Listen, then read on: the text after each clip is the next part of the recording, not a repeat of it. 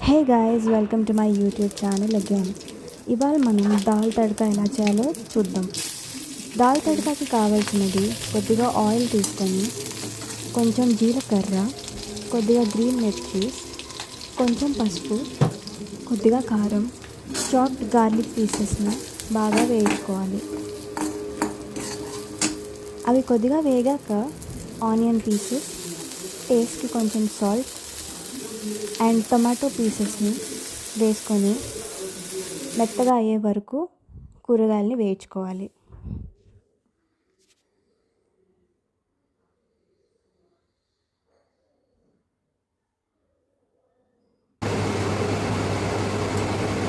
కొంచెం బాయిల్ అయ్యాక coriander powder, cumin powder వేసుకొని బాగా కలుపుకోవాలి.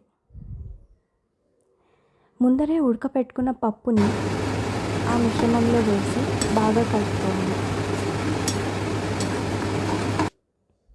బాయిల్ అయ్యాక కస్తూరి మేతిని వేసుకొని కలుపుకొని తింటే చాలా యమ్మీగా ఉంటుంది.